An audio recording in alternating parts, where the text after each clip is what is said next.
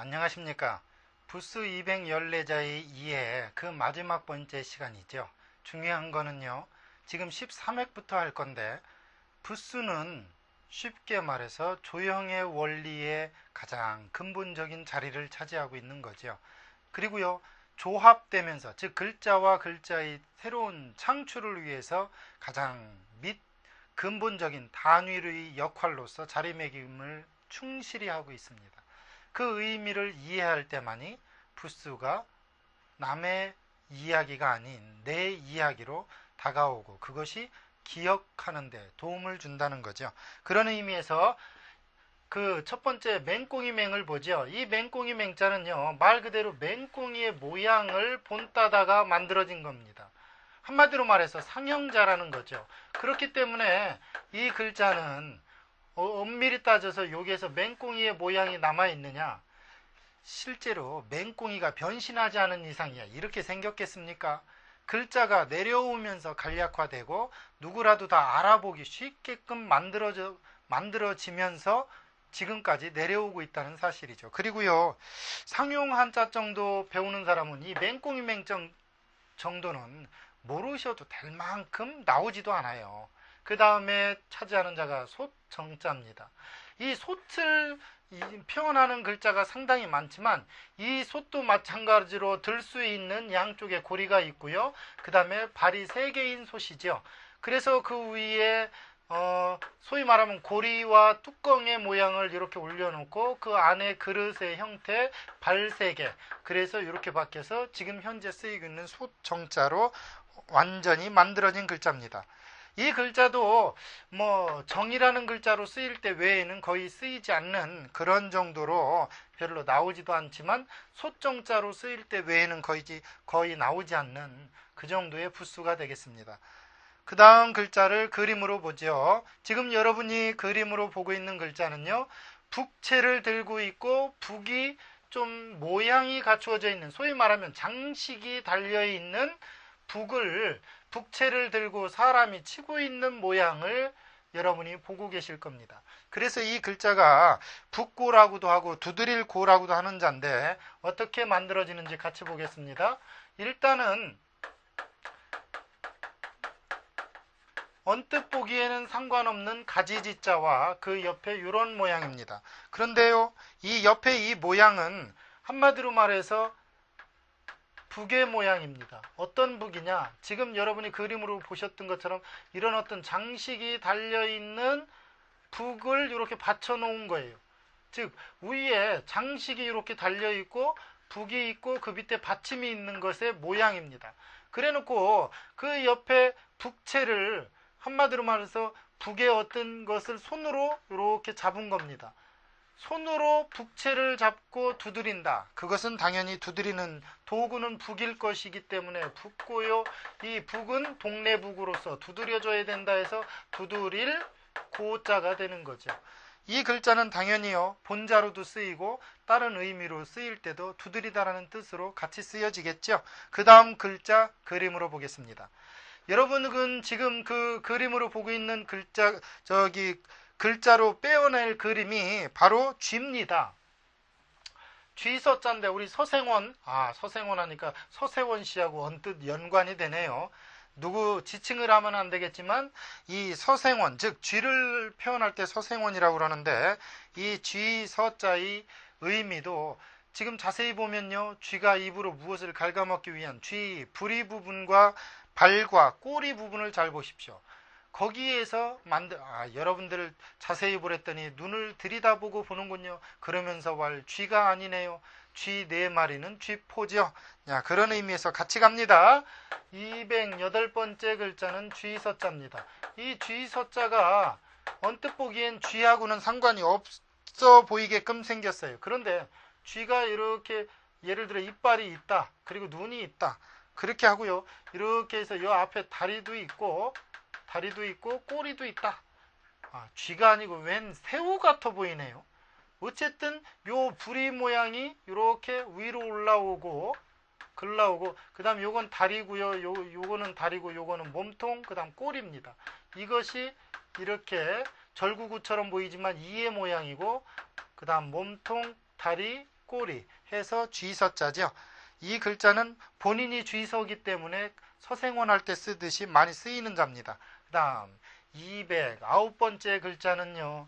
코비자입니다. 원래 코를 나타내는 글자는 스스로 자자였죠. 이게 원래 코의 모양을 본땄다가 코는 스스로 냄새를 맡기 싫어도 그래서 스스로 자로 쓰이면서 아이코 이게 원래 만들었던 코의 모양이 바뀌었으니까 안 되겠다 해놓고 코를 그대로 놓고 밭에서 나는 곡식을 손으로 잡고 냄새를 맡는 기관, 그것은 그 코다 해서 코비를 만들어 놨습니다. 예를 들면 이건 코의 모양이니까요. 그 다음 이건 밭전이죠. 밭에서 나는 곡식. 그다음 양쪽 손으로 받쳐들고 있죠. 우리가 무엇을 냄새 맡을 때 손으로 해서 코에 갖다 대잖아요. 그것은 즉 코다 해서 코비자가 그렇게 만들어졌습니다.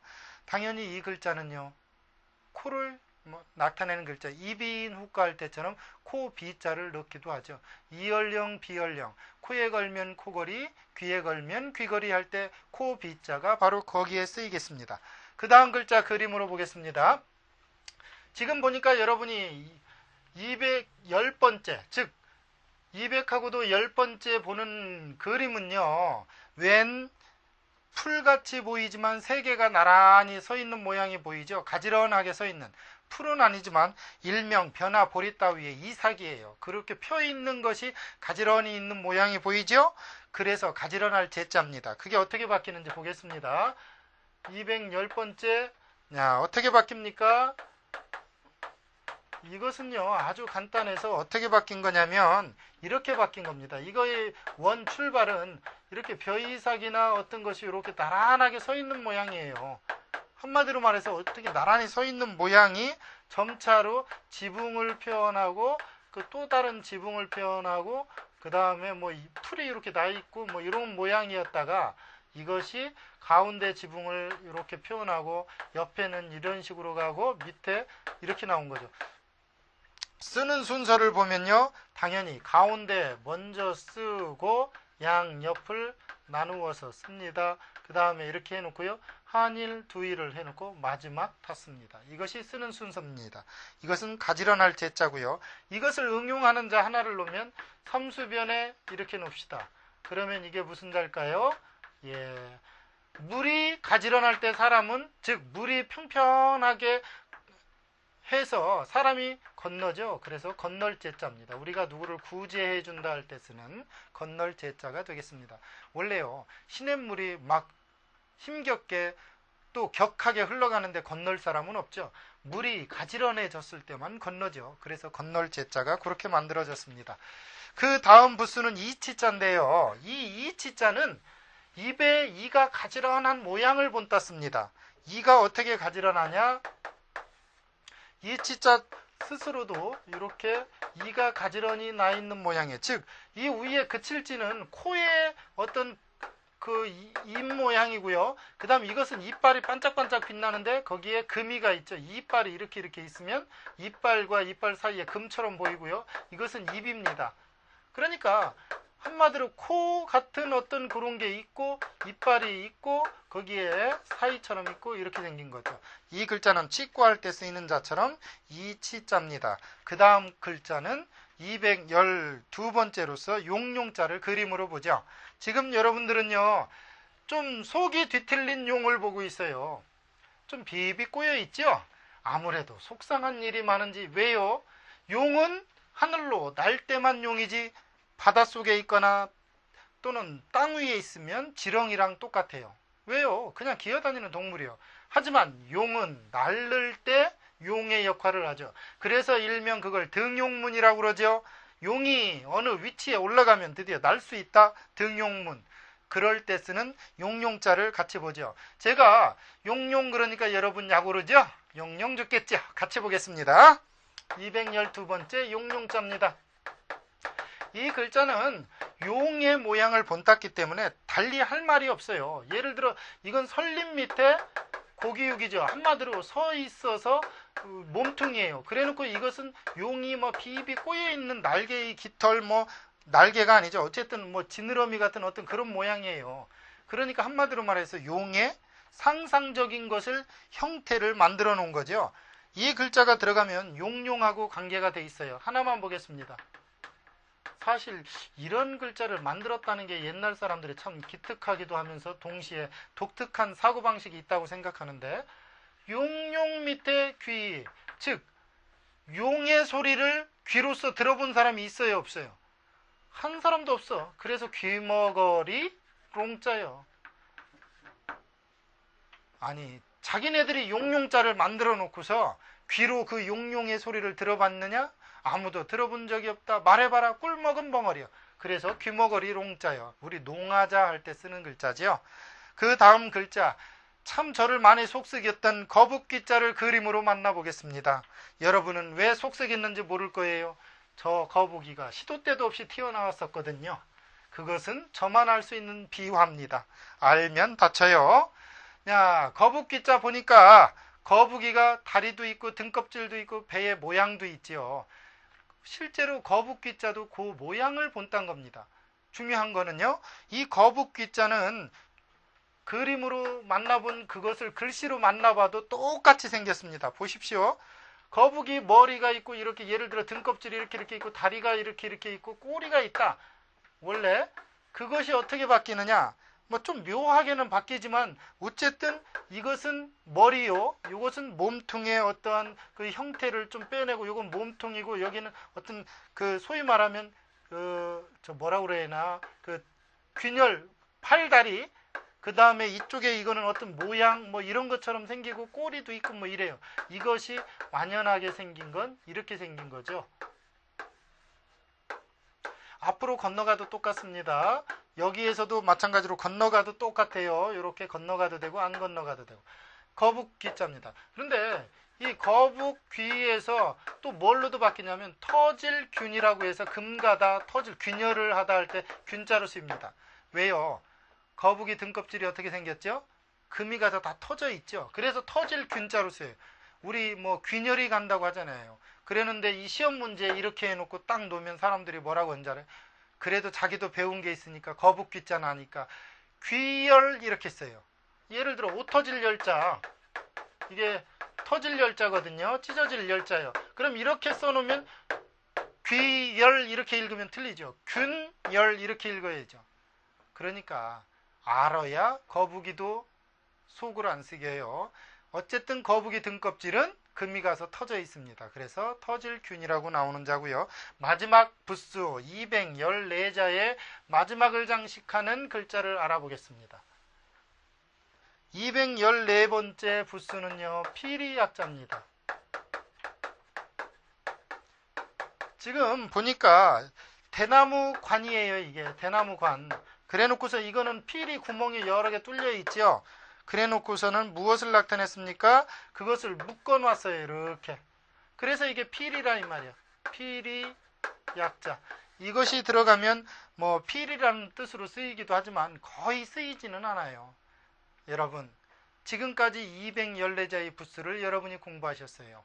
중요한 거는 부수가 결합할 때, 다른 글자로 만들어지기 위해서 결합할 때 의미가 옛날 당시의 상황과 또 하나요, 생각과 철학을 동시에 수반하고 있다는 거죠. 앞으로 여러분이 214제의 부수를 공부하셨기 때문에 앞으로 공부해야 될 것은 한자능력 검정시험 8급 배정한자입니다. 과연 어떻게 결합해서 이야기로 다가오는지 다음 시간에 또 만나 뵙기로 하죠. 그동안 여러분 부수 공부하느라고 고생하셨습니다. 감사합니다.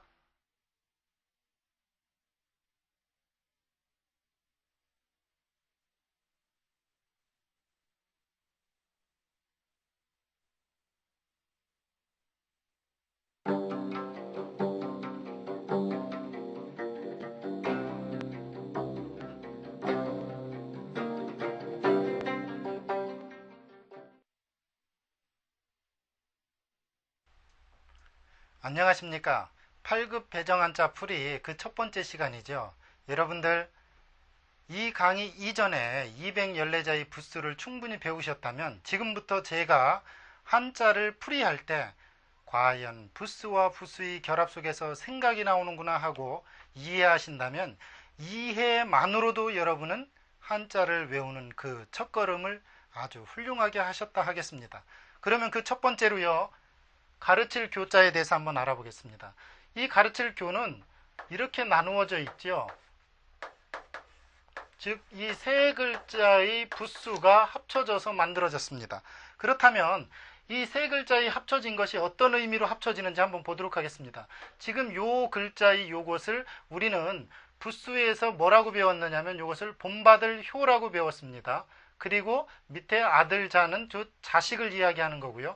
이건 칠복입니다.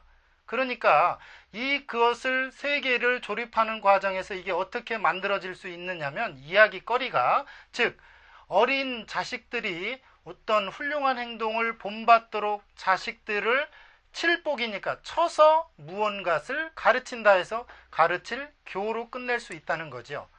한마디로 말해서요, 어떤 분은 이걸 효도효로 보고 효도는 쳐서라도 가르쳐야 된다라고 이야기하지만 그건 좀 어려운 이야기고요. 중요한 것은 요게 본받을 효, 부수에서 공부를 했습니다. 그 다음에 아들자, 자식자, 칠복, 어떤 훌륭한 행실들을 본받도록 자식들을 쳐서 가르친다, 가르칠 교. 그럼 그 응용 한자를 보면요, 교실, 교인이 있겠습니다. 교실이라면 당연히 가르치는 어떠한 방을 이야기하는 거고요. 교인은 어떤 종교를 믿는 사람을 이야기하겠죠. 그 다음 자는요, 학교교자입니다. 이 학교교자도 여러분이 금방 제 첫 글자 가르칠 교를 이해하듯이 나누어 봅니다. 어떻게 나눕니까? 나무목에다가요, 그 다음에 사길 교로 나누어 놓겠죠. 지금 여러분들은 이렇게 나누는 데 익숙해지다면 새로운 사실, 즉 한자와 한자, 즉 부수와 부수가 결합하면서 새로운 이야기가 된다는 걸 금방 아실 수 있었을 겁니다. 그럼 어떤 이야기가 되는지 보실까요? 보니까요, 나무목과 사길교니까 어떤 나무로 아이들을 때리기도 하고 또 친구들을 사귀기도 하는 곳이 어디냐? 학교라는 이야기죠. 아주 쉽게 여러분들이 금방 학교는 나무를 어떤 큰 울타리 안에서 서로 사귀기도 하고 또 나무로 종아리로 맞기도 하고 또 서로 친구들끼리 사귀기도 하는 곳이 학교다라고 여러분이 배웠다면, 그렇게 외우신다면 금방 여러분이 이 글자도 외울 수가 있죠. 중요한 건요, 이 나무를 울타리로 봐도 좋겠습니다. 그래서 학교라고 할 때 당연히 배우는 장소를 학교라고 그러지요. 그 다음 교정은 학교교 자체가 어떤 나무로 종아리도 맞고 사귀기도 하기 때문에 바로잡다라는 뜻으로도 쓰입니다. 즉 교정이라 하면 바로잡고 바르게 하는 것, 즉 틀린 글자를 바로잡는 걸 교정이라고 하죠. 지금 여러분은요, 금방 한자 두 자를 외우는 과정에서 쉽게 드디어 어떤 한자를 풀이하는 과정에서 부수를 결합하는데 이야기가 있구나 라고 인식하셨다면 여러분은 앞으로 수많은 글자를 저와 같이 이처럼 이야기거리로 만나는데 아주 쉽게 접근할 수 있겠습니다. 그 다음 글자를 보죠. 그 다음 글자도 언뜻 보면 삐침에다가 구불을, 즉 세을이라고 하는 자인데 그렇게 배우면 되겠죠. 이것은 어떤 의미로 아홉구로 쓰였느냐면요, 아주 쉬운 얘기입니다. 팔의 관절처럼 구부릴 수가 있고요. 그 다음 어떤 도구, 어떠한 변화서, 삐쳐서, 팔에 어떤 구부릴 수 있는 걸 삐쳐서 어떤 변화를 나타낼 수 있는 수가 뭐냐? 아홉이라는 거죠. 즉 어떤 분은요, 이걸 열십으로 보고 열십에서 구부려서 그 안에 들어가는 수 아홉이다라고 이야기도 합니다. 그런데 중요한 거는요, 이 아홉구는 변화의 수입니다. 그래서 구말리 하면 아주 먼 길을 구말리라고도 하고, 구미호 그러면 꼬리가 9개 달린 여우라는 뜻도 있지만요, 무언가 변화할 수 있는 동물이라는 거죠. 지금 보셨죠, 여러분? 중요한 건 이처럼 무언가 변화할 수 있는 것, 그런 수가 구라는 거예요. 아주 쉽게 얘기해서 변화할 수 있는 숫자가 9라는 거예요. 그래서 구미호나 구말리나 전부 어떤 변화의 의미를 가지고 있어요. 왜요? 이게 팔의 구분 관절, 우리 얘기로 하면 포크레인처럼 어떤 그런 구분 관절의 모양 속에서 무언가 해낼 수 있는 그러한 변화의 창조를 해낼 수 있는 거를 9의 숫자로 만들어 놓은 겁니다. 그래 구미호 같은 거를 보면 말 그대로 꼬리가 9개 달린 짐승, 여우.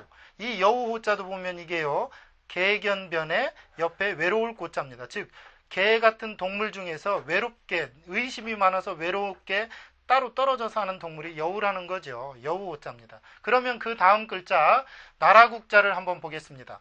지금 제가 여러분들처럼 이렇게 아하 이제 선생님이 요걸 분해하는 작업을 할 거라는 걸 인식하셨을 겁니다. 이렇게 하고요. 이렇게 만들고요. 그 다음 이렇게 만들고요. 그 다음 입구로 만든다. 그럼 여러분이 아하 이게 어떻게 될 거라는 걸 이야기로 한번 해볼까요? 어떻게 이야기할 수 있을까요? 한번 생각을 해보십시오.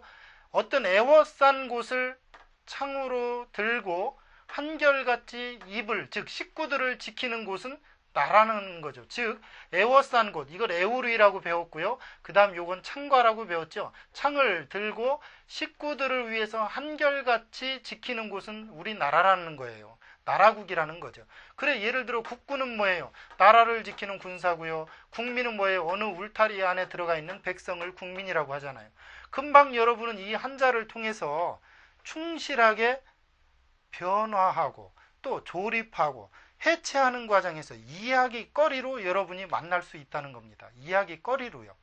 글자를 그렇게 여러분들이 만나시면 되겠습니다. 그 다음 글자를 보면요. 그 다음 글자는 군사군자입니다.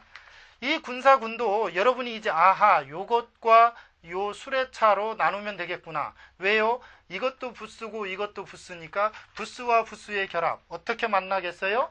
예, 덮을몇과 수레차를 한꺼번에 이렇게 만들었겠구나. 그럼 이걸 이야기로 만들 수 있어야 되겠죠? 즉 덮어서 차가 전차들은 전쟁에 쓰이는 어떤 전쟁의 도구가 보이지 않도록 덮여놓고 움직이는 사람은 군사잖아요. 그렇죠. 만약에 자기의 전쟁 무기를 드러낼 수 있다면 그건 벌써 뭐예요? 상대방한테 무엇을 드러내놓은 거예요? 그렇죠. 자기의 어떤 전쟁의 무기를 다 드러내놓은 거니까 금방 상대방이 헤아리니까 덮어 씌워놓은 겁니다. 이렇게 덮어 씌워놓고서 안 보이도록 해놓고서 한 거죠. 군사하면 뭐예요? 말 그대로 군인이고요. 청군은 푸른 군사, 즉 여러 팀이 나눠서 색깔별로 편을 나눌 때 푸른 팀이 청군이죠. 그렇다면 그 다음 자 세금을 보도록 하겠습니다. 이제 세금도 여러분이 아하 이러한 산 뾰족한 것과 이것과 그다음 흑토와 반짝반짝 빛나는 것 어떤 것으로 이야기로 다가갈지 같이 한번 보겠습니다. 어떤 이야기로 여러분과 만날까요? 요건 뾰족한 산이고요. 이건 그 안에 있는 흙입니다. 그리고 이거는 그 밑에 숨어있는 흙이고요. 이건 흙 속의 흙토예요. 그리고 그 안에서 반짝반짝 빛나는 건 쇠금이죠. 쇠예요. 쇠이기도 하고 지금은 뭐 금은방 할 때 금을 나타내는 금금이라고도 하고요. 또 하나 돈금이라고도 합니다. 금액 얼마가 있다 할 때 돈금이라고도 쓰이죠. 예를 들어서 그러한 의미로 쓰이는 금문을 보겠습니다. 우리 궁궐문을 금문이라고 그래요. 금문. 금의 어떤 치장을 해서 그랬었겠죠. 그 다음 백금은 뭐예요? 금은 금인데 하얀 금을 백금이라고 그러잖아요. 그때는 이것을 금금이라고 외우면 틀림이 없겠죠. 지금 여러분들은요 이처럼 이야기로 만날 수 있는 한자를 보고 있는 거예요. 한자풀이가 부스를 안다면 부스 공부를 참 많이 하고 제대로 했다면 어렵게 만나지지 않고요. 이야기거리로 그리고 또 뭘로 만날 수 있죠? 조립하는 생각으로 만날 수 있죠. 한자는 이렇게 외우셔야 연상기억법으로 외우셔야 오래 갑니다. 그리고요 부작용이 없어요. 부작용이 뭔지 아세요? 무조건 외우다가 저처럼 탈모증이 걸려서 대머리가 되는 부작용이 없다 이거예요. 한자는 이해할 때 기호가 아닌 이야기거리로 다가오고 재미있는 옛날 이야기로 다가올 겁니다. 그 다음 자를 보죠. 남영남자입니다. 선생님 그러면 이거는 어떻게 나눌 수 있을까요? 분해를 일단 해보면 되겠죠. 이렇게 분해를 했습니다. 그런데 이러한 부수는 도대체 있지도 않았습니다. 이걸 보고 일명 그림 도안이라고 하는데 이러한 것도 있습니다. 야, 그럼 이건 어떻게 이야기거리로 다가갈까요? 한번 볼까요? 이건 열십이라고도 하지만 사방팔방을 얘기하기도 하고요. 이건 멀경이라고도 해서 소위 말하면 그 멀다라는 뜻을 가지고 있는 겁니다. 즉 사방팔방 멀리 이건 가지의 모양이에요. 가지가 뻗어 있는데 모든 가지는 따뜻한 남쪽을 향해서 뻗어 있어요. 그래서 이게 남영남입니다. 그러니까 사방팔방 멀리 에워싸 있는 모든 가지는 대부분 남쪽, 즉 따뜻한 쪽을 향해서 가지가 많이 뻗더라 해서 남영, 남이 된 거죠. 그러니까 여러분들 한자는 괜히 만들어진 게 아니지요. 그래서 예를 들어 남대문 하면 뭡니까? 지금은 숭례문을 남쪽에 있는 큰 문이라는 뜻으로서 남대문이라고 일컫고요. 남산은 우리나라의 서울의 중앙에 있는 산을 남산이라고 그러고 남쪽에 있는 산을 남산이라고 그러죠. 이처럼 한자는요, 무엇이 됐든 설명할 수 있는 근거가 있이 여러분에게 다가갑니다. 결코 근거 없이 만들어진 글자는 한자도 없지요. 여러분들 꼭 그걸 기억하시고요. 한자를 제가 한자 한자 설명할 때마다 그 어원풀이와 이야기거리에 귀를 기울이시고 외워주시기 바라겠습니다. 그 다음 자를 보면 계집여자입니다. 이 계집여자는요, 여자가 다소곳이 앉아있는 모양이에요. 여러분이 이게 어디가 여자처럼 보이느냐라고 주장한다면 사람이 이렇게 팔이 있고 이렇게 다소곳이 앉아있는 모양이에요. 요게 여자고 팔이고 다리 무릎을 꿇고 이것이 점점 이렇게 생기다가 지금 현재로 쓰이는 이렇게 생긴 겁니다. 즉 다소곳이 앉아있는 여자죠. 그래서 계집여다, 계집여. 이 계집은 당연히 여자니까 여자 할 때는 뭐예요? 이때는 아들 자자가 아니고 전미사 자자죠. 의자, 탁자 할 때처럼 여자는 즉 여자, 계집의 성품을 가지고 태어난 사람을 여자라 이 말이에요. 하리수 같은 분은 아니죠. 태어날 때부터니까요. 여제는 뭐예요? 계집여 아우제, 즉 여동생을 여제라고 그래요. 한마디로 말해서 누이 동생, 여자 동생을 여제라고 한다는 거죠. 한자는 이처럼 조형하면서 조합하면서 재미있게 새로운 글자와 글자, 단어와 단어로 연관시키는 어떤 가장 주춧돌이 된다는 거죠. 그 다음 자를 볼까요? 해년자입니다. 선생님, 이거는 도대체 나눌 수가 없어요 그러거든요. 그런데 이 해년자가 원래 이렇게 생겼다는 것부터 출발을 했습니다. 즉 벼화 밑에 일천천이거든요. 일천천은 발음 요소로 쓰였어요. 발음. 즉 해년자와 일천천자는 발음 요소가 비슷했다는 거죠.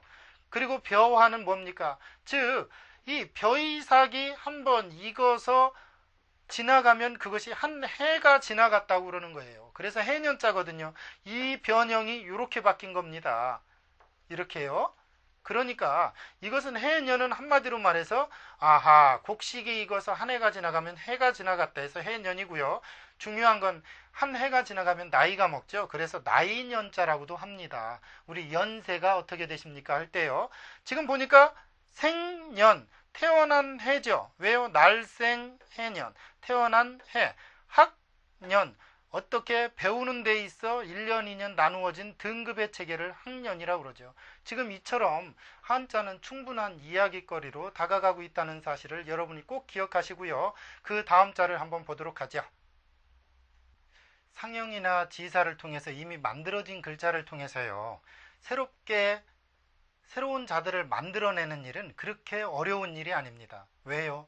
뜻과 뜻, 뜻과 음을 합치면 되니까요. 결합의 원리에 따라서 글자를 만들면 되니까요. 그런 의미에서 큰 대자를 한번 보겠습니다. 이 큰 대도요. 자세히 보면 한일과 사람인을 결합했다는 걸 알 수가 있어요. 한일과 사람인. 즉 양팔을 벌리고 있는 사람이라는 이야기죠. 그러한 사람이 굉장히 크게 보인다 해서 큰 대입니다. 한마디로 말해서요. 양팔을 벌리고 서 있는 사람이 어린 사람이 보기엔 커 보였겠지요. 그것이 크다라는 개념으로 쓰인 겁니다.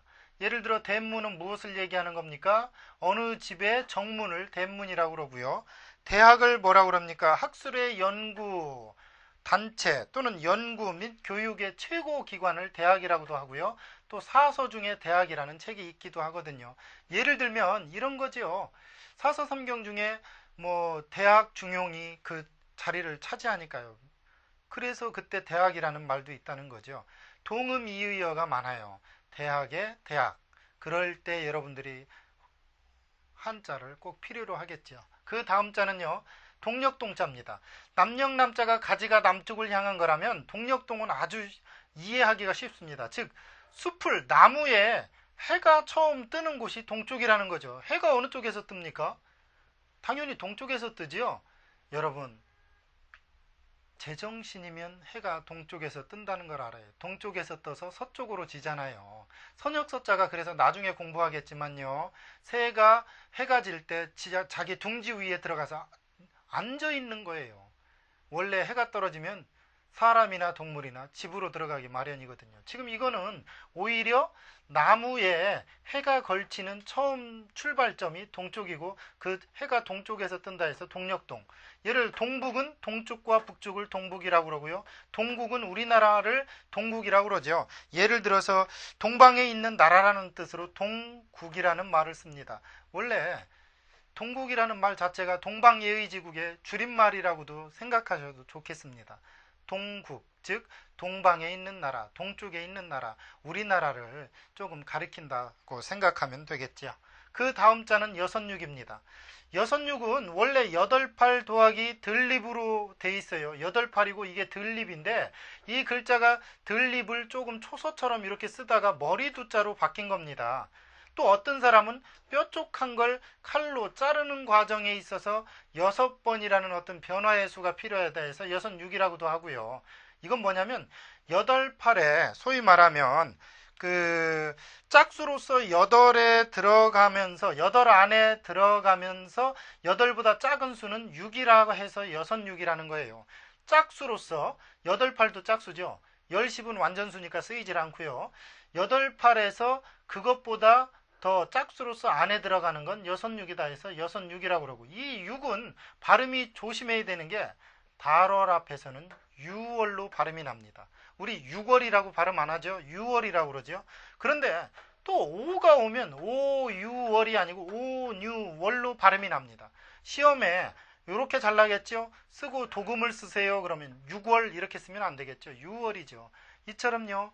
한자는 그때그때 당시의 상황에 맞게 발음이 변하는 경우가 있습니다. 여러분들은 꼭 그걸 살펴보고 도금을 써야 돼요. 결코 그냥 마음대로 쓰시면 안 돼요. 도금은요, 꼭 앞뒤 단어를 보고 써야 돼요. 예를 들어 계집여자도 앞에 오면 여자가 아니고 여자라는 거죠. 이처럼 필요한 글자는 도금을 상황에 맞게 격음하나 또는 자음이나 뭐 어떤 두음 법칙에 의해서 바뀌는 것을 꼭 살펴보고 쓰시기 바라겠습니다. 그 다음 자는 일만만자입니다. 일만만자 요거는 풀초가 아니고 원래 이렇게 전갈의 어떤 집게발을 본다는 거고, 이건 어떤 동물, 소위 말하면 곤충의 등 모양과 발 모양이에요. 즉 이게 원숭이우라고도 하지만 원래는 원숭이우의 모양이 아니었고 독한 짐승, 동물, 전갈 이런 거에 집게가 달려있는 전갈의 모양을 본땄다가 그 전갈은 뭐 독하다는 것을 다시 전성시켜서 일만이다 해서 만으로 쓰였고요. 또 모든이라는 뜻이 있어요. 부사로 쓰일 때 모든 것 이런 뜻이 있습니다. 그래서 만민하면 만 사람의 백성이 아니고 즉 모든 백성을 만민이라고 그래요. 그 다음에 만년 그러면 이 만년은 뭐 말 그대로 아주 오랜 세월을 만년이라고 그러겠죠. 숫자 중에서 10이나 1000이나 100이나 만은요 꼭 숫자를 지칭하기보다는 그 완전수를 얘기해요. 완전수. 그래서 만민 그러면 완전한 백성을 말하는 거지, 모든 백성을 말하는 거지, 꼭 백성 중에 10,000,000만 백성이냐, 그건 택도 없는 소리죠. 예를 들어 뭐 백화 만발하다, 만발, 뭐 만송이가 폈다는 얘기가 아니고 만발 모두 폈다는 얘기죠. 그런 의미에서 이 만자는요, 또는 열십자나 일백백자는 수의 완전수입니다. 그 완전수는 모두 또는 온갖 것 이런 뜻을 꼭 가지고 있다는 걸 여러분이 인식하시고 그런 것을 아시고서 해석해야 여러분들이 앞으로 유연성 있고 융통성 있게 그 한자를 조립하는 과정에 있어서 생각이 조금 유연성 있게 여러분들이 연상기억법으로 접근할 수가 있겠습니다. 그럼 그 다음 자는요, 어미모자입니다. 이 어미모자는 원래 계집녀의 어떤 모양새가 옆으로 틀어지고요. 이 점은 바로 아이들을 젖을 먹일 수 있는 젖을 본딴 겁니다. 좀 제가 너무 원시적으로 말하나요? 이 글자가 여자가 성숙해서 즉 아이에게 젖을 물릴 수 있는 것은 곧 누구예요? 어미죠. 요즘 여러분들이 그러면 이럴 거예요. 선생님, 요즘은요 어미가 안 돼도 젖을 물릴 수 있습니다. 남편 없는데 애가 나 있어요. 그런 당시의 상황을 이 글자가 만들어질 당시에는 남편 없이 애가 낳는다는 건 그건 뭐냐? 그 마저 죽을 일이요. 그러니까 어미가 돼서, 즉 여자가 돼서 젖을 물릴 수 있는 사람은 어미밖에 없었다 이 말이에요. 그게 어미모요. 그러니까 이 어미모자는 아주 아이를 키울 수 있는 본능적으로 아주 여러분들 생활에 밀접하게 만들어진 거고, 누가 봐도 이건 어미모다라고 알 수 있게 만들어진 거예요. 그래, 부모 하면 뭐예요? 아버지와 어머니. 모녀 하면 뭡니까? 어머니와 딸을 이야기하죠. 즉 어미모자 자체가 어떻게 만들어졌다는 거예요? 여자가 젖을 물릴 수 있는 사람은 그 중에 어미다. 즉 아이의 어미다. 그래서 어미모가 됐다. 이렇게 인식하시면 되겠습니다. 그 다음 자는 나무목자인데요. 이 나무목자는 나무의 그 모양을 본딴 거예요. 이것은 위에 가지, 이것은 뿌리, 이것은 줄기입니다. 큰 원통줄기, 즉 하늘로 향한 가지, 그 다음 줄기, 그 몸통줄기, 그 다음 이건 뿌리라는 얘기예요. 그것을 합쳐서 나무목이라는 거죠. 즉 나무목 자체가 무엇입니까? 나무의 상형, 즉 모양을 본딴 글자예요. 그래, 화목 그러면 뭡니까? 화요일과 목요일이 아니고 뗄나무를 화목이라고 그래요. 옛날에 뗄나무를 해와라 그러는 걸 양반들은 화목을 좀 해가지고 오너라 그랬단 얘기죠. 그 다음 목인이 뭡니까? 나무 사람, 목석 같은 사람이라고도 표현하지만 이건 나무 인형을 목인이라고 그래요. 모구라고도 하는데 나무 인형을 이야기한다는 얘기죠. 지금까지가 8급 배정 한자 풀이 첫 번째 시간이었습니까? 첫 번째 시간이었는데 여러분 어떻습니까? 한자가 어렵지만은 않지요.